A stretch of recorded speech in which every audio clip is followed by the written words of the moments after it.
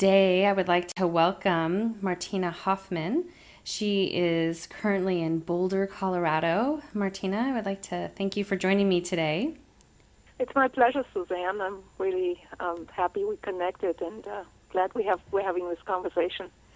Me too. Earlier today, I was connecting with you and I was just feeling, wow, your grace, your wisdom, and so looking forward to what you have to share with us today. And I love how you just shared with me that all your paintings are your children. So I would like to dive in with Spirit Wind and this painting. As we were talking, I think of the universal self. I would just like you to share how it came through you, and if you can also share the energies. I see you have a connection with something that, and a piece with something that most people may still be in question of. Mm-hmm. Yeah, my pieces are generally channeled, for lack of better word.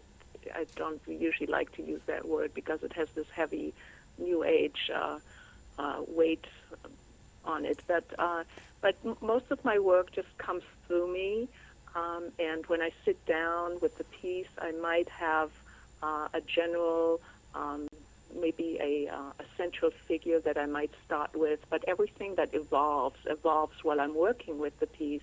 So it's a very deep internal dialogue, very close, very similar to a deep state of meditation or trance, and when I create within this dialogue, if the person that I'm actually painting, the central figure, is an actual person, I might even learn a lot about them. So there's even a little bit of an element of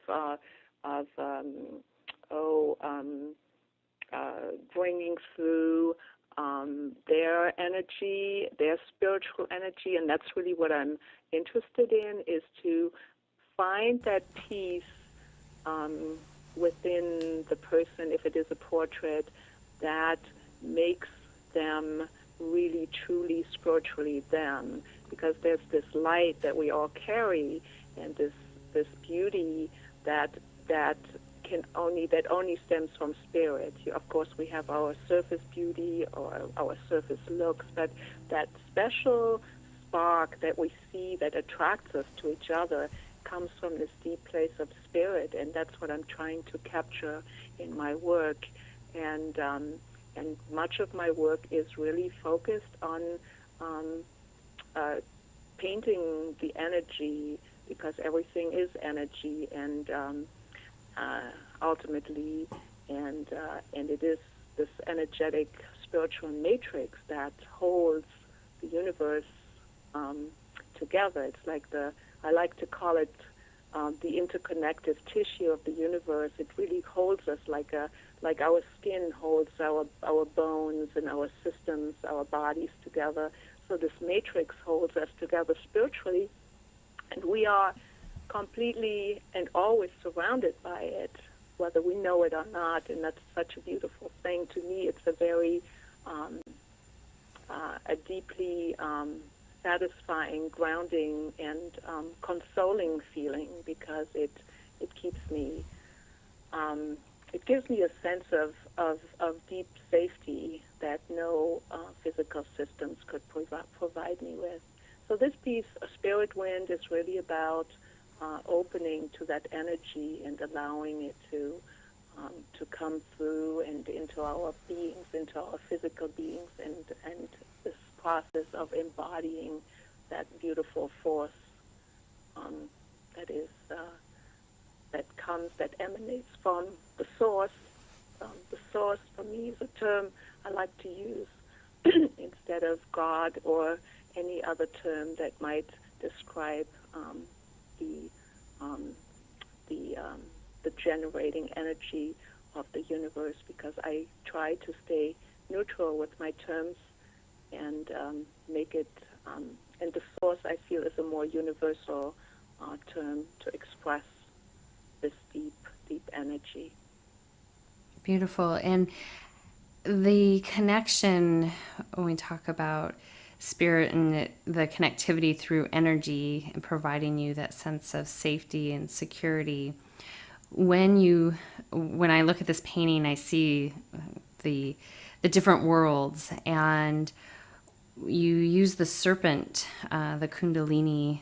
I'm gonna label it. You can correct me if I'm wrong. Energy, and then bring it up, with this, what to me looks like the observer, with this sense of angelic sense of spirit. Can you share with the listeners how you yourself relate, or maybe in this painting are expressing these different layers of energy that exist within all of us and within our world around us right now? Yeah, these there's certain archetypes I feel that I'm constantly using to express the energy, and one of them is certainly the serpent energy, such an ancient symbol of that energy that rises within us if we walk the spiritual path, and so many cultures have used this symbol as an expression thereof. For me, I have a little bit of a connection to Amazonian shamanism and certain plant medicines that I have experienced in South America at various points in my life. And and the serpent energy that is also very much connected to the feminine, and the goddess has always presented itself in my when I enter deep space. The observer in this painting is also the eyes. Many times appear to me, and it seems to be the witness self, maybe. It could be the eye of God, and I've had beautiful experiences where my consciousness just expanded to the point where I was able to, and I still do that if I'm in a lucky space, where my consciousness just becomes focused on everything instead of just this bag of bones that I am right here in this lifetime. So I'm trying to really show the connection and the that we have at all times with the larger picture, with the forces around us. Beautiful. From there, I want to dive into she's rising up, the fire keeper. Uh-huh. When I saw this the other day when I brought her up, I don't know, spoke volumes. And now as I look again, I see these beings or energies on her right or left. Can you share the inspiration of this picture and the story? Yeah. So energy being the underlying focus or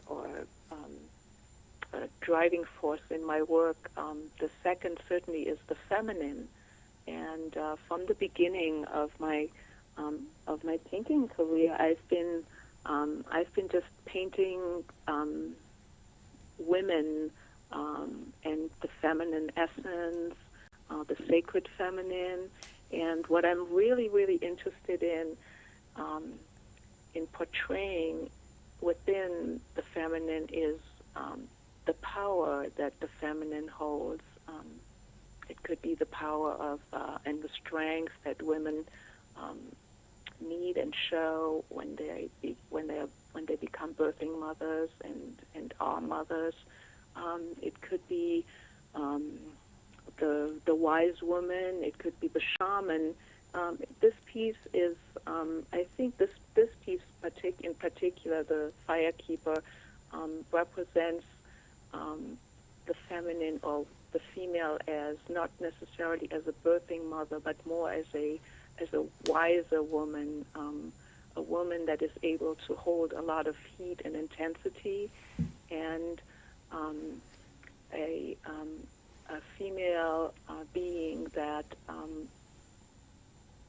basically holds or protects our continuation and ensures our continuation, not through being a procreator, but rather through being the keeper of the sacred mysteries.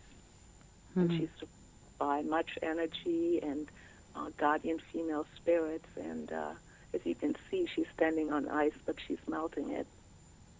Yeah.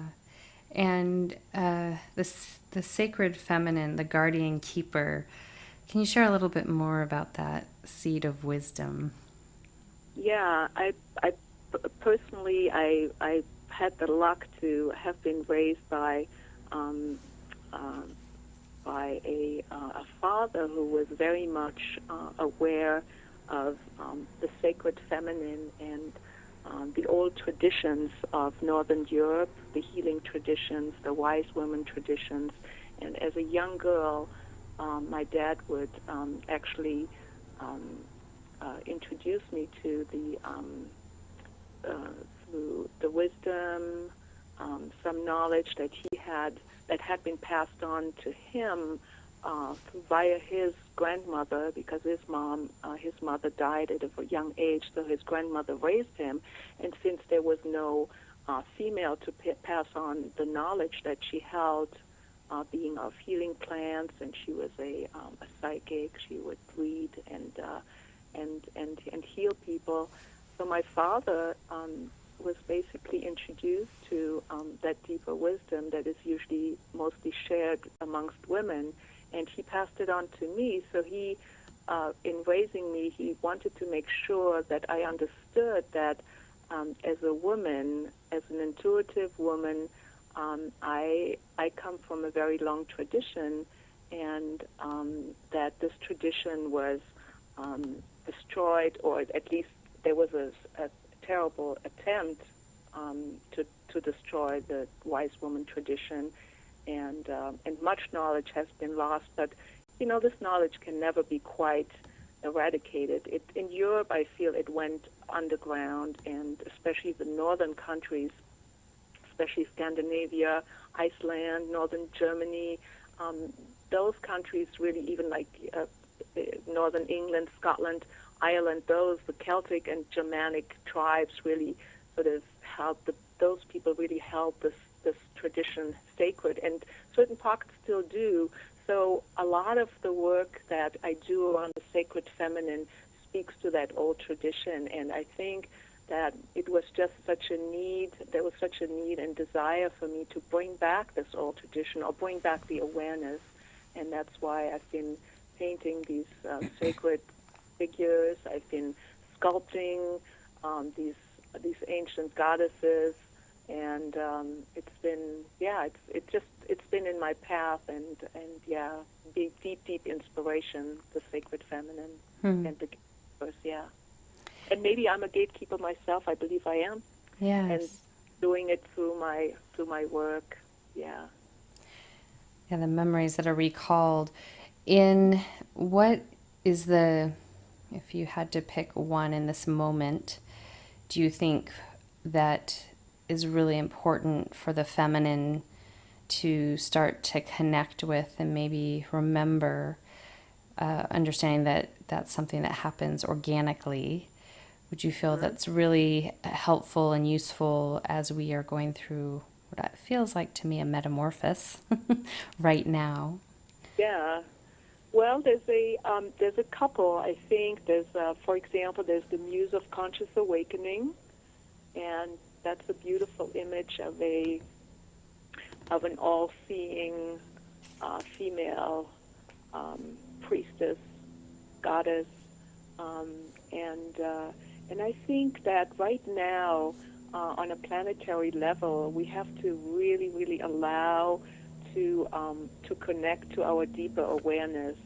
It's really important, I believe, that we we pay attention. There's so much going on. There's so much transformation happening, but there's also um, there are a lot of there's still a lot of resistance, and we need to really focus on removing those blocks.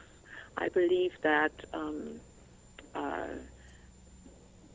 only in removing the blocks and only by becoming a conscientious global community can we survive as a species, and can we survive as a system. It's sort of interesting how I think we have to start thinking. I went to a beautiful lecture last night by David Spangler. He was one of the co-founders of the Fintorn Gardens, and he talked about how we have to start thinking as Gaia.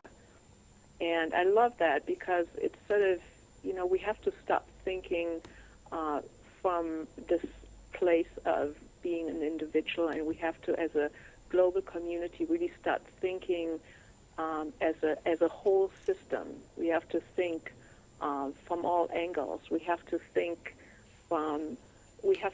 together and kind of really understand that we are completely interconnected, and that we are relying on each other. And now with everything that is happening in Japan, it's such an unfortunate event, and we have to wake up to see that there's no more time to really be so focused on ourselves individually. We really have to come forward and move together if we want to save ourselves and everybody here on this planet. The planet will survive, but if we don't move together quickly, we might not. Right. And that's so I think the Muse of Conscious Awakening speaks to that awareness that we need to reach. Certainly, alien ascension is sort of I see it sort of like as an alter ego of ourselves. It's us.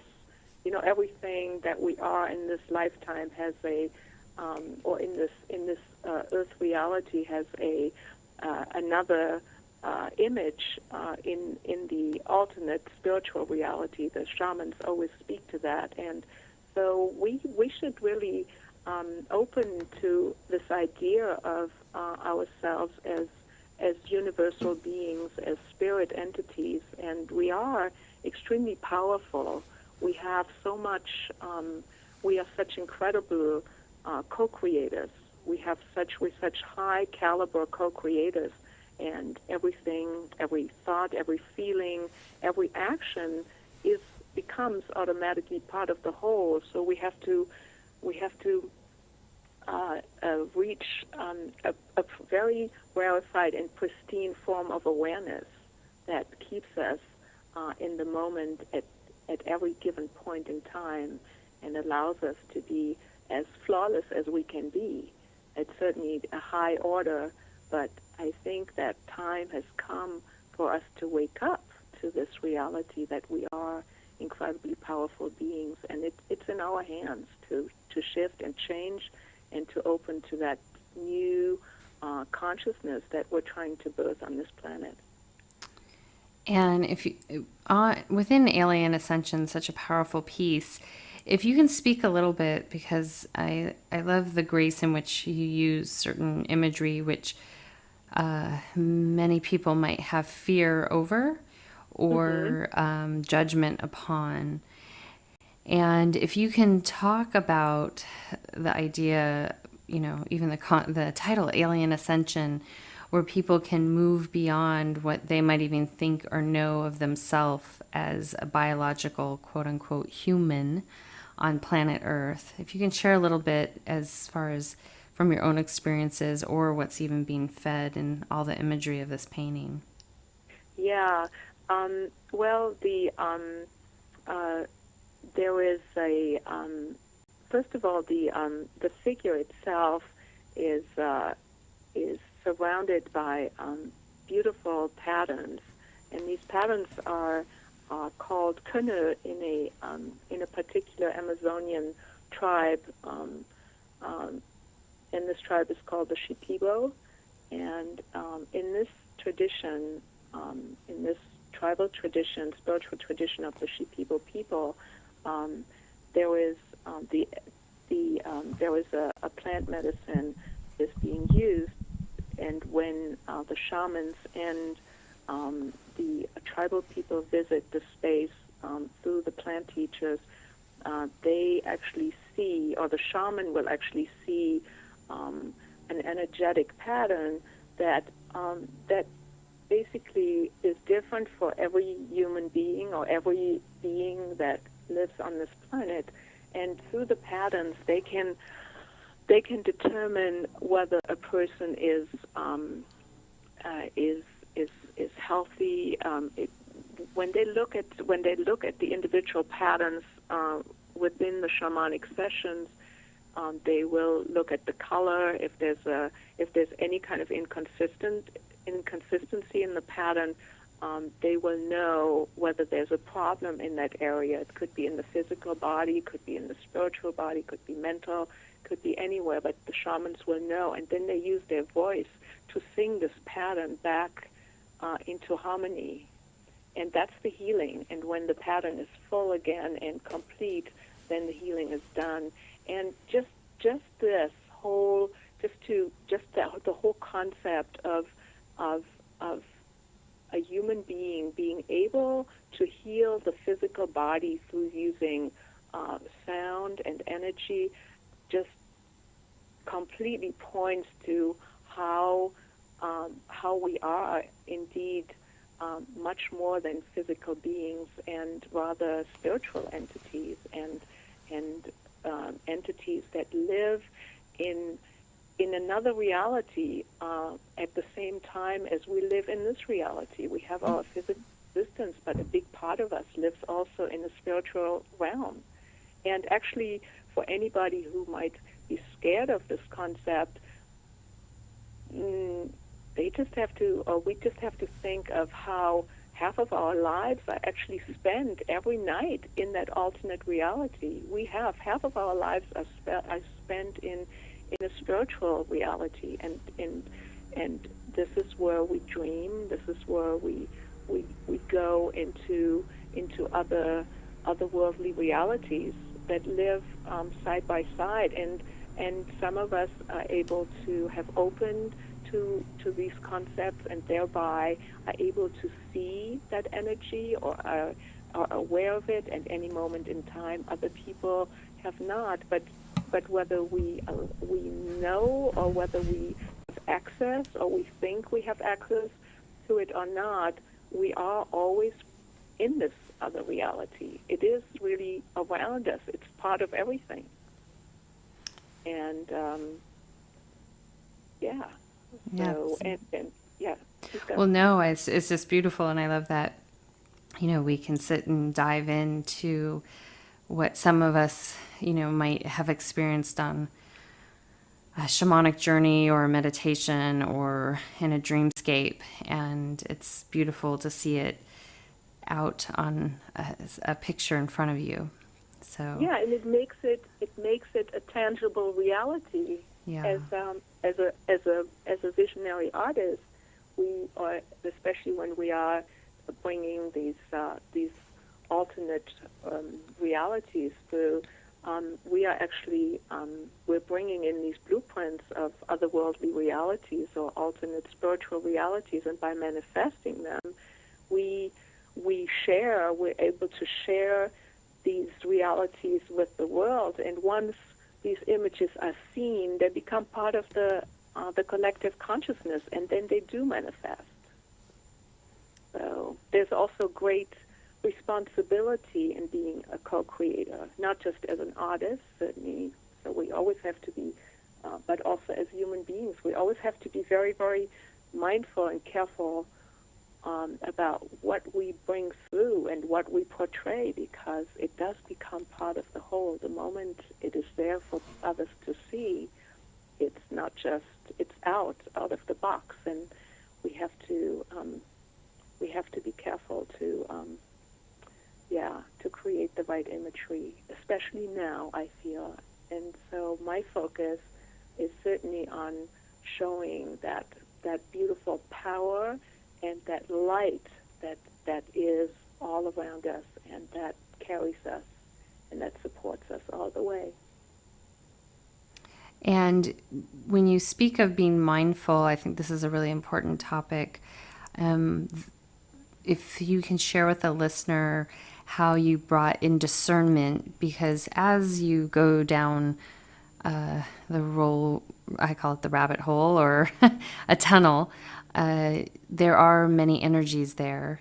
And it's I feel important to have discernment and decide where you want to put your attention. If you can share with the listener how you've brought discernment into your work, I definitely feel the medicine that you are providing so many by being able to create this art and just have it out there where people can connect with it. If you can just share about that discernment and how you learn that or how you use it. Yes. Well, most of my work, I feel, is definitely connected to the light and to beauty, truth, and goodness. But there are images, such as the alien ascension, or even Caught in the Web, which is an image of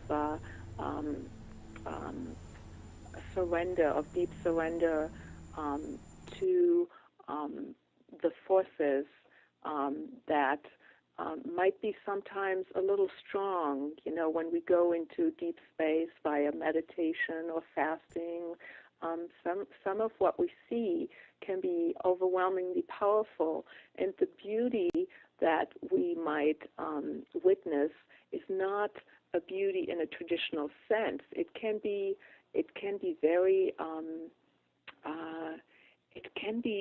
almost a little. It can be forbidding, just through its sheer force of power and energy. And another image that certainly has that level of intensity is my Tree of Knowledge, and this piece is speaks to that place that we might encounter where the energy, where we have to sort of make a decision. Is this something I want to bring through? Is this something that is going to further us, or is it going to bring too much darkness into the world? I personally feel that right now I make an extra effort to bring through images of light rather than darkness, because already we have such a challenging time on the planet. So I feel that there is a stronger need of bringing through that light. But I can tell you, and I feel very guided and protected in how I bring through imagery. And at some during one particular experience that I had with deep space, I went through some sort of a tunnel rabbit hole and encountered at the end of this journey into this dark space, I encountered this being that was so beautiful and so mesmerizing. It was everything. It gave me incredible spiritual energy. It had an erotic element. It had a beauty that was just beyond anything I had ever seen, and I was so taken by it, and I started every fiber of my being, every cell of my body just wanted to become part of it, and I melted with it. And just as I was about to give up my last particle to it, I just completely stepped back and said, no, I cannot be with you because you are the dark side, and I've always been with the light, so I cannot be with you. And it was such an incredible moment for me to see that, the dark and the light, they're just two different forces in the universe. We can't even label them. They're just two sides two different sides of the opposites of the same, but on the opposite spectrum. And it's really, I think that it is only through allowing ourselves to stay deeply connected with the source, with the light, with the source and the light of God, that we can really stay clear of negativity and dark forces. Yes, and I love how you describe that, how right at the last moment. Good job. It was so amazingly intense. I mean, I was Yeah. ready to give it up because it was the most incredible entity I had ever seen. Yeah. It gave me everything, and it was an incredible like lesson in paying attention. Yes. Those are definite gifts of knowledge.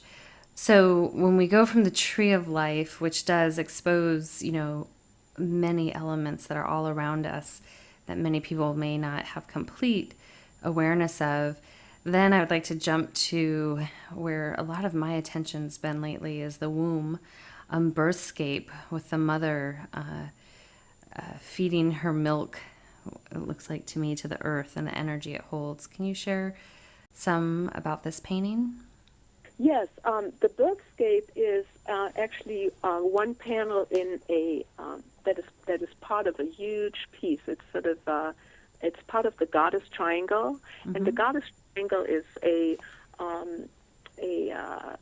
piece I created quite a while ago, and it's quite epic in its size. It's 20 feet wide, 10 feet high, and I created it over the course of about 7 years. And the central panels, the 4 central panels, are depictions of 4 of my really close friends and their journey into first-time motherhood. And this particular piece, the Birthscape 2, is a piece that speaks to that energy that creates life and the sheer joy that we experience as women in becoming the empty vessel and the vessel for new life. Beautiful. And if you can talk a little bit about being the vessel for life, new life, but also creation. I see that the womb is the source and the seed, or feels to me the source and the seed for all creation. Can you share with me how you relate to it? And I notice even in the goddess triangle, the presence of the naga or the serpent there. I would love to hear the connection with electricity and all of those elements. Yeah. Well, the goddess triangle started as a series of 4 these 4 life-size portraits of my birthing friends, and then as the piece evolved, it turned into a triangle, and I surrounded the actual human birth mothers with ancient goddesses and deities to safeguard them. There is the goddess, the snake goddess, and she's at the head of the goddess triangle. And the snake goddess was actually the dominant. She was the goddess that was present over every Neolithic doorway.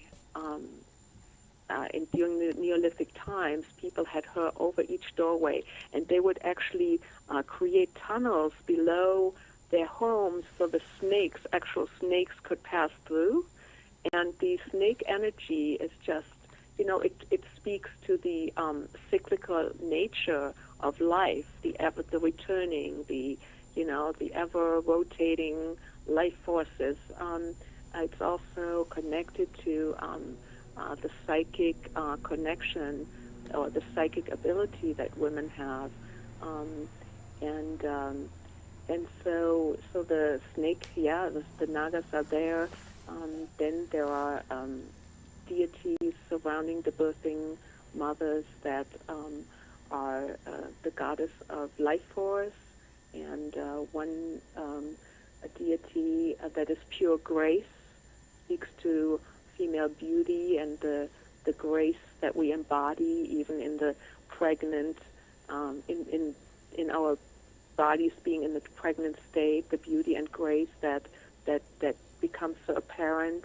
And I think, to the left there is there's a little bit of the creation myth there. The most ancient people believe that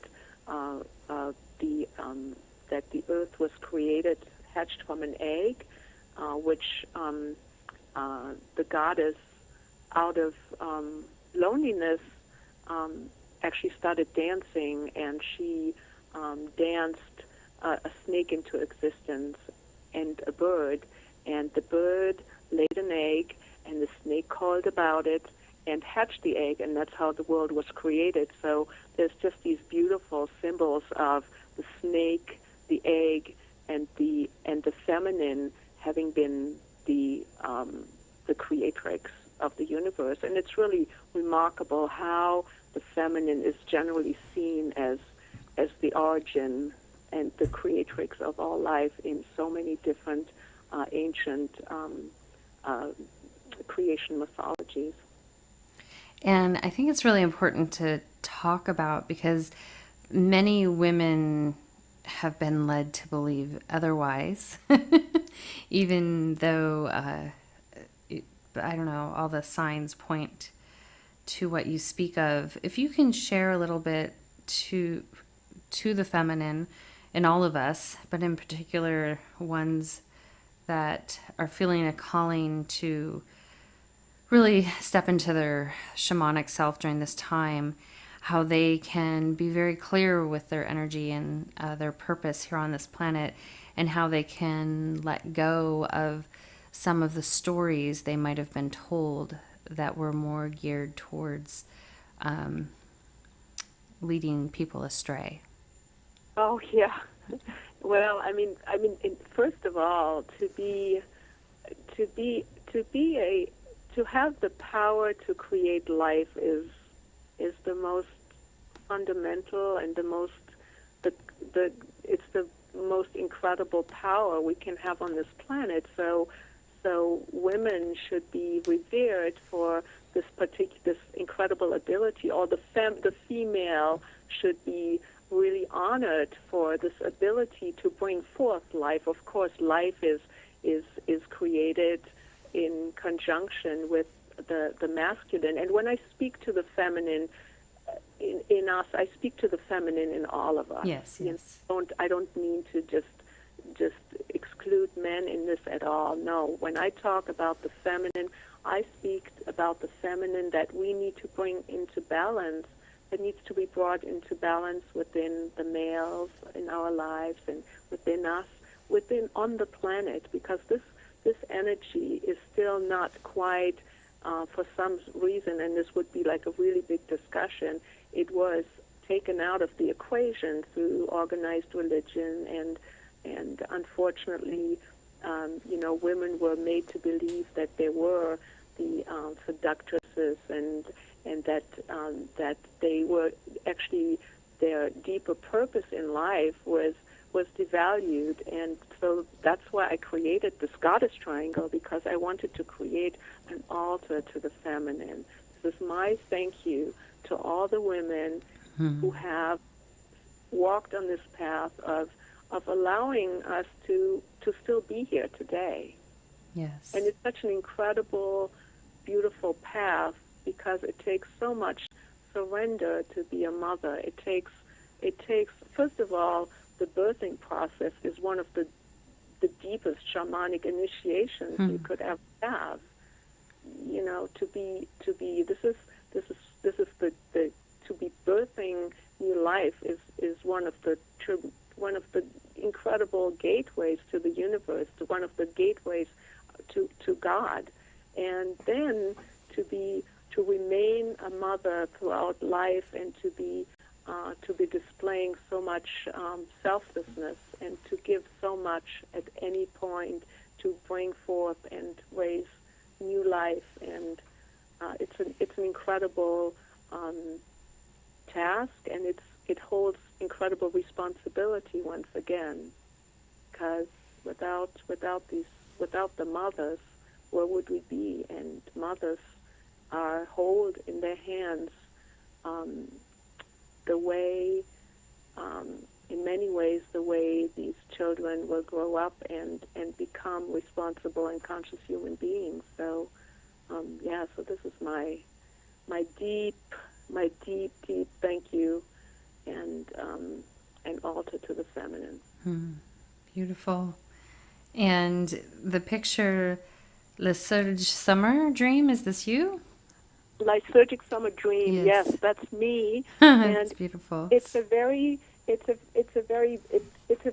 joyous memory for me of one of my first conscientious initiation into spirituality, and as a child, all my life I've had really a wonderful connection to spirit through my dreams and through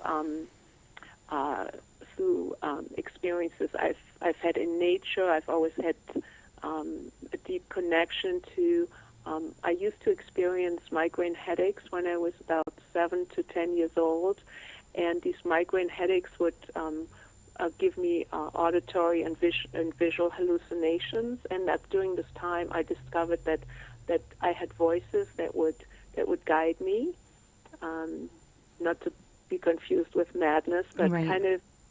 kind of along the lines of what Joan of Arc experienced. So I have a deep connection to her and her archetype.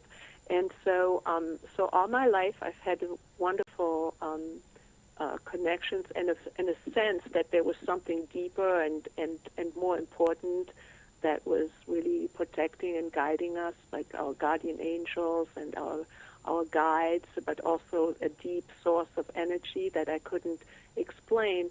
But then, as a very, very young woman, I had this initiation, this moment where I was walking in nature, and I was, and all of a sudden, I was walking close. I was walking by this huge patch of red flowers. They were actually geraniums, and I was so attracted to their beauty and their color and their vibrancy. And as I started staring into these flowers, all of a sudden I noticed that I couldn't locate anymore where my consciousness was, because I felt myself as a body that was looking at these red flowers, but at the same time I felt that I was each individual flower looking at this body in front of them. And then I also experienced everything from a sort of a witness, overall witness position.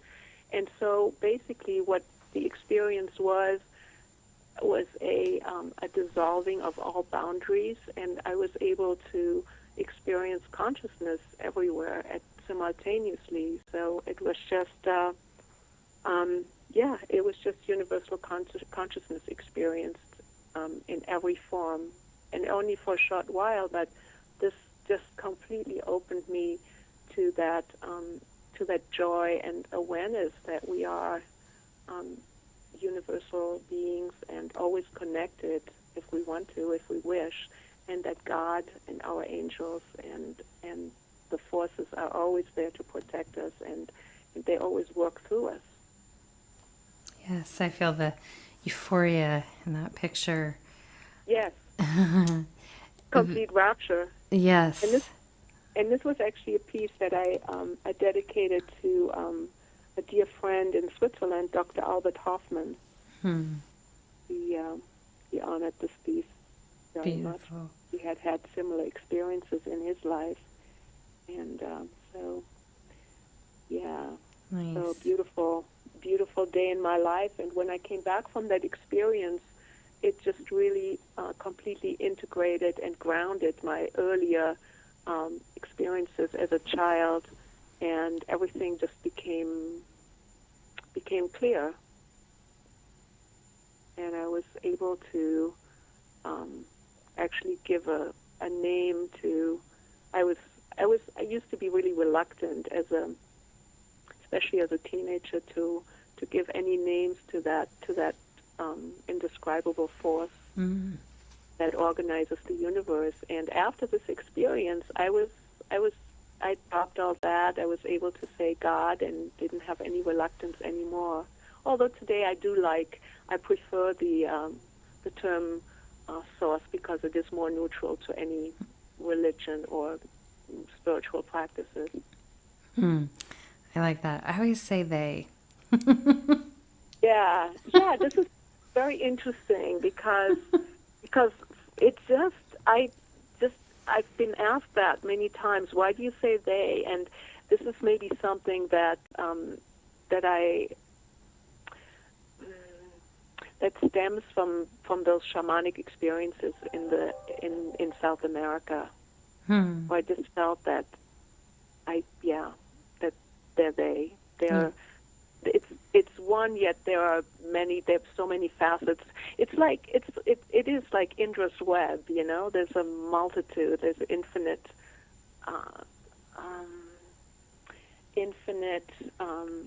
particles that are all one, and we're part of that as well. Definitely. Well, we look at you in the field in Euphoria, and there's just as much of a message for me, it feels, in the cusp. Yes. Share that experience as it came through you. And well, the cusp is sort of my I guess the figure, the central goddess princess is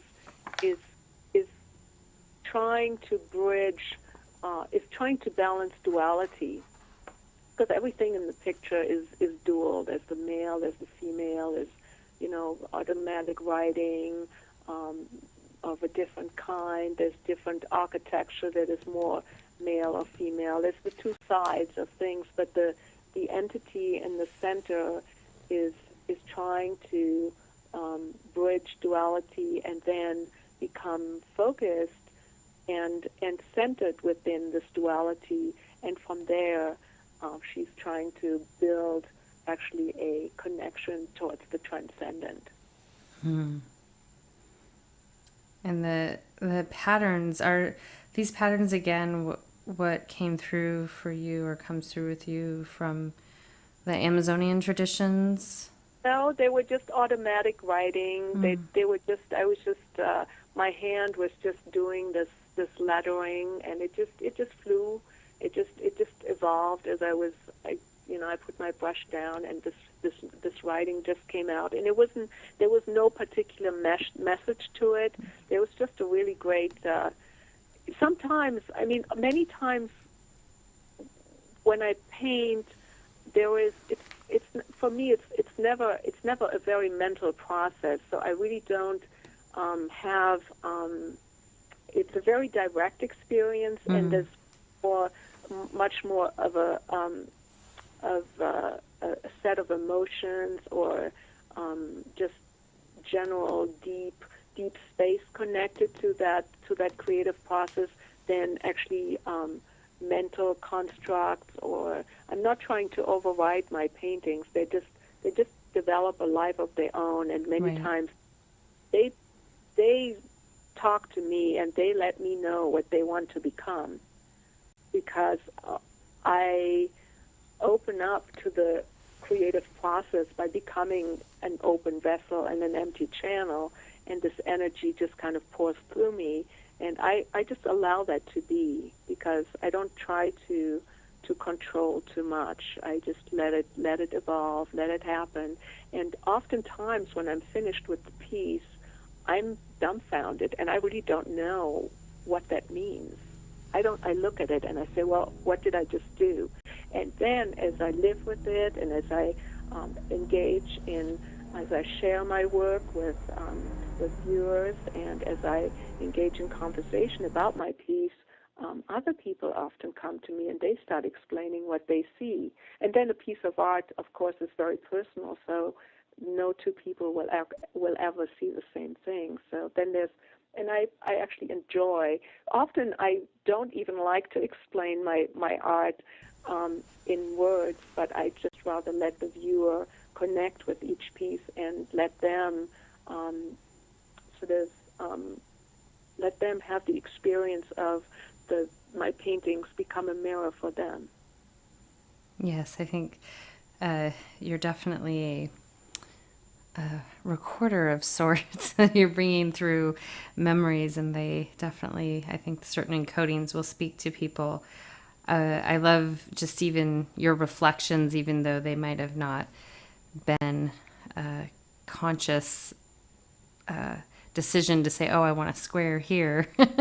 And I think it's really important, even for the listeners that especially love art, where they might have studied different periods of art, and that visionary art is this magic, this medicine that comes through the artist. And what I love about you and other artists that I have had the pleasure of speaking with is just the level of humility, of non-attachment, and how you really honor that process and allow for that process.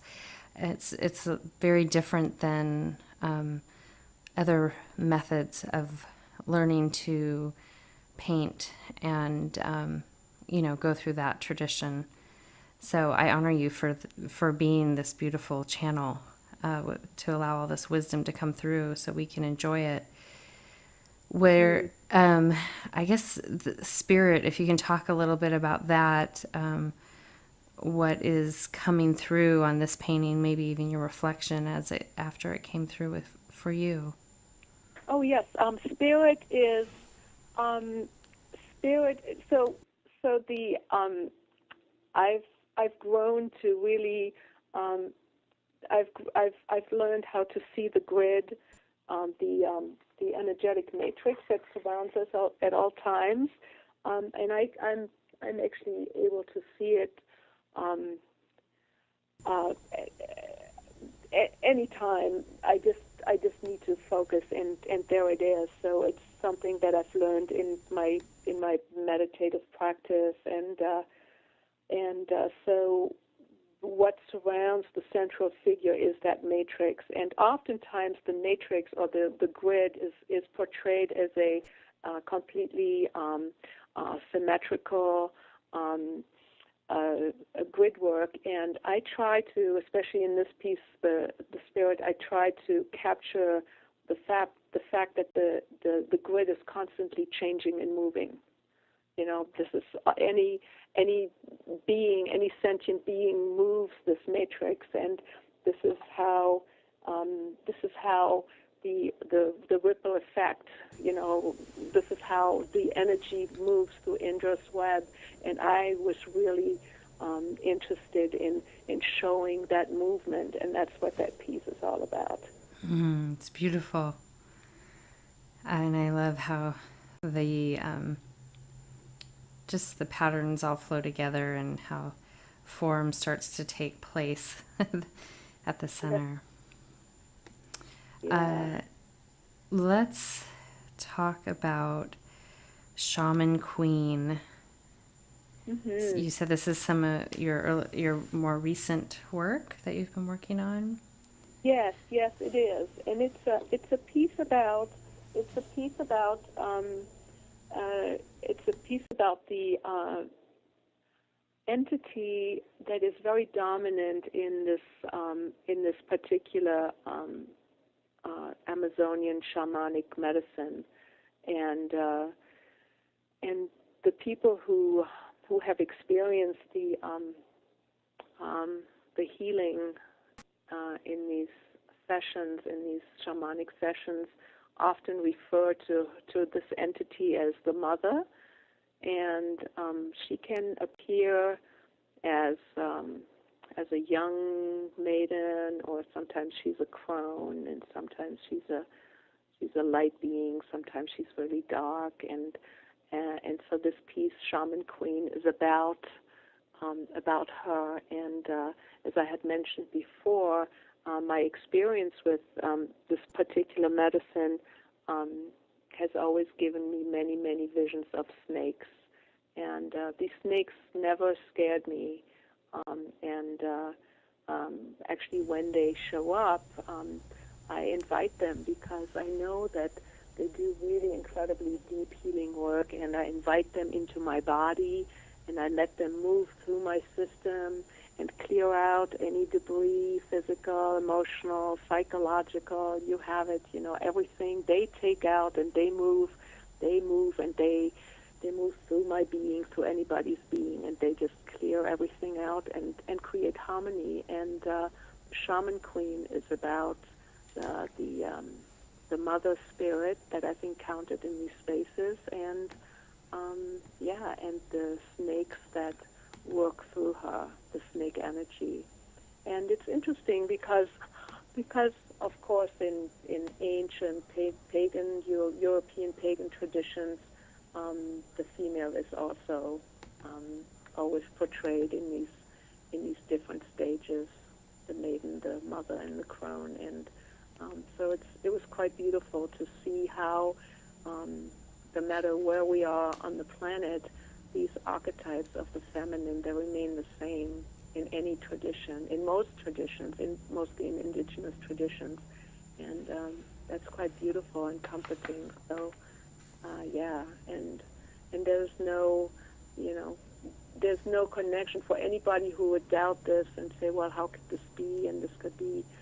These tribes, they've never known about anything that happened in the Western world thousands of years ago. They might not, they have not read books. They have not had access to any research that speaks to this, but still they have very, very similar, a very similar guiding force in their medicine. So, and so once again, it's an image of to honor the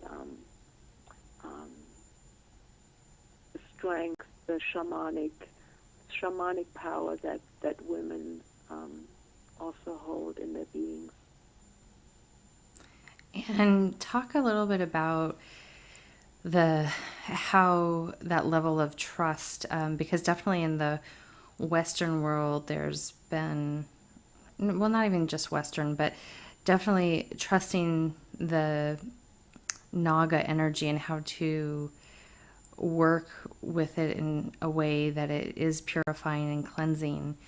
If you can share a little bit of that wisdom with the listener. Well, let's see. It is a very powerful energy, and the best way I can describe that energy, the first time I experienced it full force was during an initiation into Reiki, where I was presented with this universal energy, and I felt this energy sort of being embedded into my system. And I thought that through yoga and meditation, I had really learned some pretty good tricks to hold down that energy. But once it was inside of me, it started unfolding. And the best I could describe it was, yes, there was that heat, and there was this sort of undulating electric feeling that we sense when the snake start moving up our spines. But also there was this incredible sensation of expansion, and I felt that the energy kept expanding to the point where I didn't think that my human body could hold it. And the only way I felt I could really ground the energy and be able to accommodate it in my small system was by moving and by making sounds. And it was kind of, it felt it felt almost like uh, there was this sense of claustrophobia. If I didn't move, if I didn't make sounds, I wouldn't be able to hold it down. I would just explode. And I think that the only way we can really accommodate this energy and live with it and invite it into our system is by surrendering to it. And it's easier said than done, but it can be done. And I know that women who actually enter their wise woman time through menopause, and they feel this first surge of heat in their system, they become quite panic-stricken. And in our society, in Western society, this is still kind of seen as,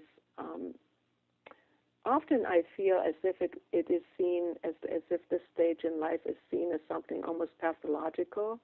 You know, the heat, you don't feel well, you can't sleep. But what if women were to see this as this incredible Kundalini energy that is now finding a permanent home? Because if a woman has not opened her Kundalini to the point, up to that moment, then she will when she goes through menopause. And the only way to really accommodate that energy is by just widening, just the way we widen when we make space for that new child inside of us. And it's only this time we have to expand even wider. This energy is infinite. Yeah. And yeah. It's beautiful. So it's a beautiful journey. Definitely. Yeah. And I think, well, I was kind of waiting because I think it's the last one was Ram Dass. Oh, yes. I was curious just how you came to paint this, and then,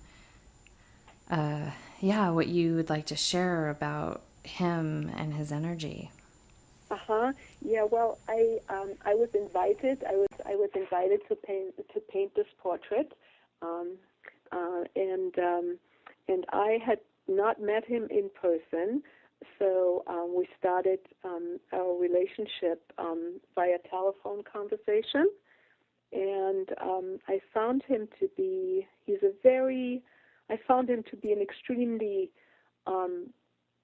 generous and beautiful human being, truly loving and open. And so having read so much about him and his certainly, experimental past and then his spiritual journey, I really wanted to do him justice in the way I surrounded him by this beautiful, joyous and loving energy. So I created the grid work and the force field. I created it in a very sort of ornate and almost flowery fashion. And you see a lot of times I use these sort of concentric circles as a way of showing the energy that emanates from the various chakra centers in our body. And in his case, what came when I painted him was that his throat chakra was well developed, but his heart chakra was really so much bigger. And that's what I've seen that's what I've experienced in reading his books and immersing myself in his podcast, anything I could find while I was painting this portrait. Since I hadn't met him in person, I wanted to be able to really understand him and feel him. So I watched and listened to his voice, and I watched his podcasts, and I listened to his lectures, his early pieces, all the way to his very recent interviews or talks. And what I found was that while he was always an extremely wonderful and gifted speaker, as a younger man, even when he first came back from India, he he was projecting beautifully from his throat chakra, but as he aged, his heart chakra was really the one that captured my attention. And that's what the whole painting is all about. It's just about him and his joy and this incredibly generous heart that he has to offer to the world. Beautiful. And I love the colors that came through. Just so Yes, yeah. So, tranquil with the egg. Well, tell us what you have on the horizon and how it is best for people to connect with your work. We've been looking at your paintings, but you mentioned sculpture, and how else are you expressing yourself right now? well, right now I'm working on a big, huge portrait of my partner, Robert Spinoza, and it's a departure from my more photorealistic work, and so I feel that I'm expanding into a different area of expression, different ways of expressing myself. I have a book that is coming up. I'm finalizing it. To all those of you who've been asking me about this throughout the years, it is coming, and there's only so many hours in my day. Yes. Oh. I'm just trying to let it evolve at its own pace, and a creation cannot be pushed. So I'm letting it evolve organically, and I'm always there's various events that are coming up, various exhibitions. I'll be doing some wonderful local things with my friend Amanda Sage. We'll be doing a beautiful little visionary art event here in Boulder, Colorado at the Waldorf School. And after that, so ever evolving, ever moving. I'm sure I will be showing up at various festivals throughout the summer, and that's what my life is all about, just painting and speaking to my process and to our growing conscious evolution. And I'm grateful to have so many incredible brothers and sisters living with me at the same time, who are all working on this incredible birthing process that we're going through right now to birth a planet that will hopefully allow us to live more peacefully, more sustainably, and with greater awareness of our interconnectedness and interdependence, and our thriving as a global community is really at the core of my heartstrings. Beautiful. Kindred sister you are. Thank you so much. And what's your website for all the listeners? My website is www.MartinaHoffmann.com, and I'm going to spell that for you. It's MartinaHoffmann. So Martina Hoffmann, it's Hoffmann with Hoffmann, 2 F's and 2 N's, and this way you can find me. If you spell my name just with 1 N, you won't find me. But I've got a Facebook page. I've got a fan page on Facebook.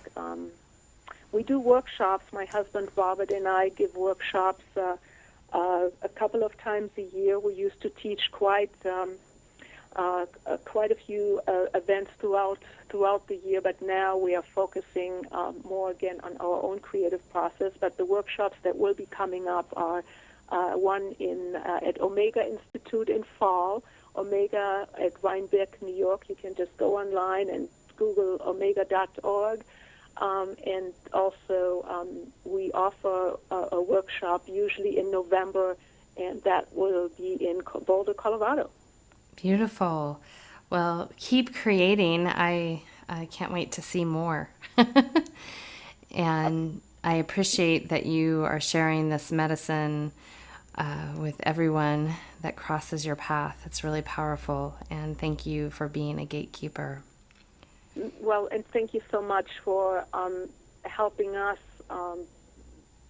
express and express our thoughts through your art form. So, and it was a wonderful. I had a wonderful time talking with you, Suzanne. Likewise. Well, enjoy the beautiful afternoon there in Boulder, and enter the quantum world. I think we're all being asked to enter the quantum world as we experience these earth and man-made changes that are happening on this planet. So please join me in the quantum world for that new evolution of our existence. Yes. All right. Well, I'm sending you big love from my heart to yours, and thank you once again. Oh, thank you, Suzanne, and blessings to you. Blessings to you.